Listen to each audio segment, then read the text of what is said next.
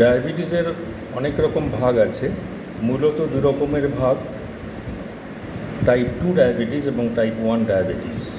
তার মধ্যেও সবচেয়ে বেশি দেখা যায় টাইপ 2 ডায়াবেটিস। টাইপ 2 ডায়াবেটিসটা কী, এটা আজকে আমরা একটুখানি আলোচনা করি। টাইপ 2 ডায়াবেটিস বেসিক্যালি দুরকমভাবে হয়। এক হচ্ছে যে ইনসুলিন যে সিক্রিশন হয়, ইনসুলিন যে নির্গত হয় যে সেল থেকে, সেখান থেকে কম তৈরি হয়, কম নির্গত হয়, এবং যেটুকু ইনসুলিন শরীরের ভেতরে বিভিন্ন রক্তের ভেতর দিয়ে বিভিন্ন শরীরে ছড়িয়ে যায়, সেই ইনসুলিনটুকুও ঠিক মতন ব্যবহৃত হয় না। তো আমরা বলতে পারি যে কোনো রোগীর যদি প্রথম ডায়াবেটিস ধরা পড়ে মধ্য বয়সে, টাইপ 2 ডায়াবেটিস যদি ধরা পড়ে, তাহলে ধরে নেবেন যে তার ডায়াবেটিসের রোগটা অন্ততপক্ষে 5 বছর আগে থেকেই শুরু হয়ে গেছে।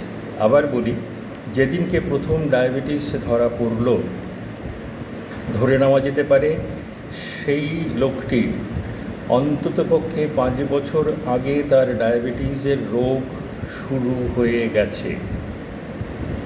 ডায়াবেটিস মূলত আমরা বললাম ইনসুলিন তৈরি হয় কম, এবং যে ইনসুলিনটা তৈরি হয় সেটা প্রপারলি কাজে লাগে না। ইনসুলিন কোত্থেকে তৈরি হয় আমরা সবাই জানি, প্যানক্রিয়াসের ভেতরে যে বিটা সেল থাকে, সেই বিটা সেল থেকে ইনসুলিন তৈরি হয়। টাইপ 2 ডায়াবেটিসে যেটা হয়, সে ইনসুলিনের তৈরি করার যে বিটা সেল, সেগুলো একটু দুর্বল হয়ে পড়ে, অসুস্থ হয়ে পড়ে।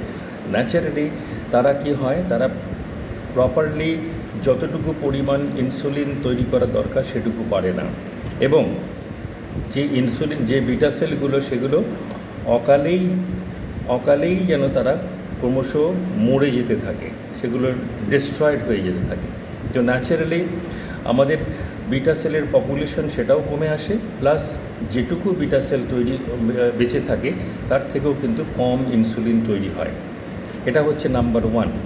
এবং এর জন্য যে মেডিসিনগুলো আমরা দিই, তাতে কি হয়, আমরা ওই যে বিটা সেল রয়েছে, সেই বিটা সেল থেকে আরও বেশি পরিমাণে যাতে ইনসুলিন তৈরি হয়, সেই পরিমাণটাকে বাড়ানোর জন্য আমরা সেই ধরনের কিছু ইনসুলিনের জন্য, এই ডায়াবেটিসের জন্য আমরা এই ওষুধ দিই।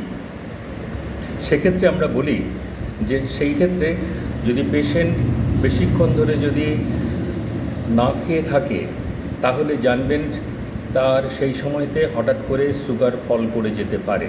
সুতরাং ডায়াবেটিস ট্রিটমেন্টের ক্ষেত্রে সুগার ফল করে যাওয়ার অন্যতম কারণ হচ্ছে পেশেন্ট যদি অনেকক্ষণ যদি না খেয়ে থাকে এবং তার সঙ্গে সঙ্গে ওষুধগুলো খেতে থাকে। না খাওয়া, পেশেন্ট খাচ্ছে না অনেকক্ষণ ধরে কিন্তু ওষুধগুলো খেয়ে যাচ্ছে, তাতে হয় কি সুগার লেভেলটা ফল করে যেতে পারে। This is number 1।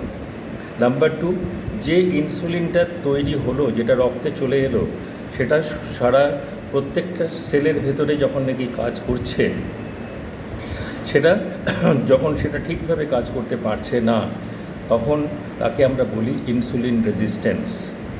Insulin resistance কথাটা খুব কমন, আমরা অনেকেই এটা শুনেছি, ইনসুলিন রেজিস্ট্যান্স।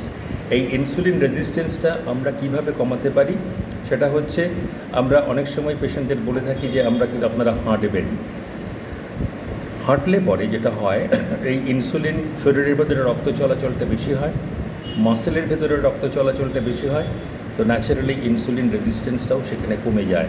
অর্থাৎ যেটুকু ইনসুলিন রয়েছে, সেই ইনসুলিনটাও কিন্তু আরও বেশি করে সেটা ব্যবহৃত হয়, আরও ভালোভাবে ব্যবহৃত হয়, এবং তখন আরও ভালোভাবে ব্যবহৃত হলে পরে তার সুগারটাকে আরও ভালোভাবে কন্ট্রোল করা যেতে পারে। সুতরাং দুটো জিনিস আজকের আমাদের আলোচনা থেকে বেরিয়ে এলো, সেটা হচ্ছে ডায়াবেটিস, পার্টিকুলারলি টাইপ 2 ডায়াবেটিসের ক্ষেত্রে যখন আমরা ওষুধ দেব পেশেন্টদের, আমরা অনুরোধ রাখব, আমরা আশা করব পেশেন্টরা সঠিক সময়তে সেই ওষুধগুলো খাবেন, এবং ঠিক সময়তে যখন বলে দেব যে এই সময়তে আপনারা খাবেন, সেই সময়গুলোতে আপনারা খাবেন। আর দিনে অন্তত 8 ঘন্টা করে সজোরে হাঁটবেন, ব্রিস্ক ওয়াকিং যেটা আমরা বলি, সজোরে হাঁটবেন। এই দুটো যদি ঠিক মতো করতে পারেন, আপনার সুগার লেভেল অনেকটাই কন্ট্রোলে থাকবে। আপনাকে হয়তো ইনসুলিন নাও নিতে হতে পারে। ধন্যবাদ, আজকে শেষ করছি।